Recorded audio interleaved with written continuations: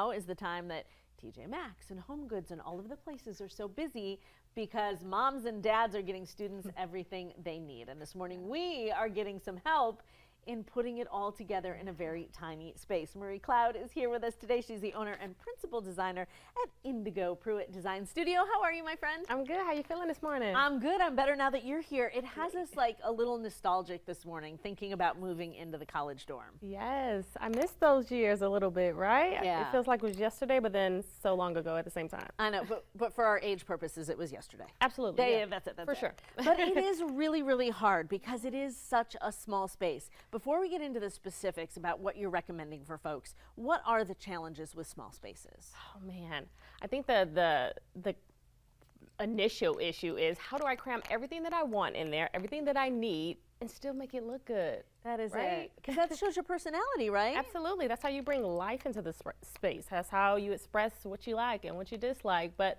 there are some functional things that you have to have in there as well. So balance is the key. Okay, so let's talk about some of the things you want people to think about as they are designing a dorm room. You say you should maximize space with multifunctional furniture. What do you mean? Yeah, so how can you source furniture that you can use in different ways, right? So I love sourcing beds that have storage underneath, those cool drawers so that you can, tuck away items without feeling as though you need a whole nother storage unit.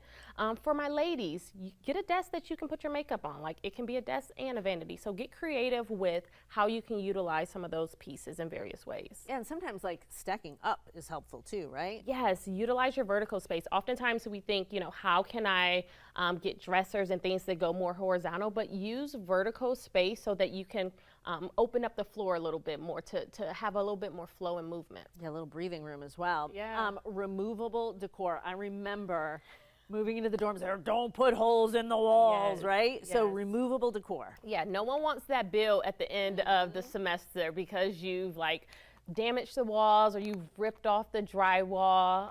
So use removable wallpaper. There's such good technology in wallpaper now that not only makes it easy to go up, but easy to go down. And sometimes that's a little bit more important than putting it up, right? So removable wallpaper, command strips should be your best friend.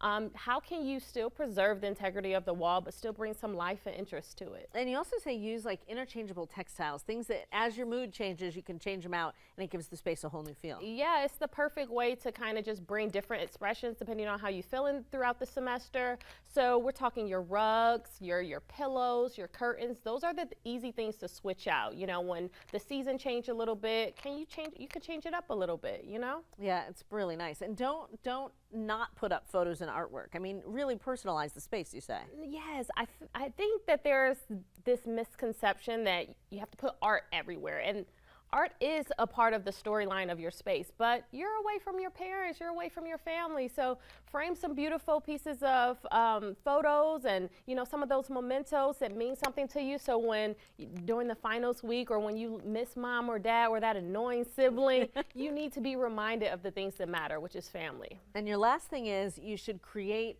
defined zones for different activities, which is hard in a small space. It is. But it's possible. It's definitely possible, right? So I mentioned balance is the key. So we want to make sure that we create a space for all the things, but create harmony and balance in the space so it doesn't feel as though you're cramped in on top of each other. And I think the best way to do that is to map out those 3 zones. So you want to make sure that you have a place where you can study, because that's going to help produce productivity and ensure that you're being focused, a designated space for that.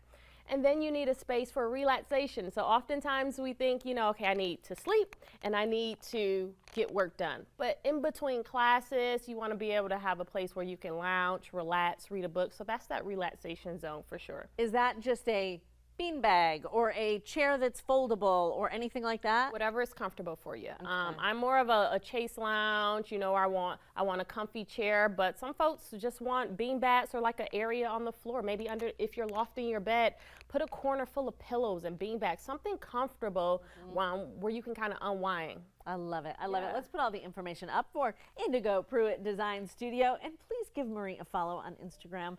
She's a really good follow with lots of cool stuff coming out of her offices. Thank you for being here. We appreciate it. Absolutely. My pleasure. Happy back.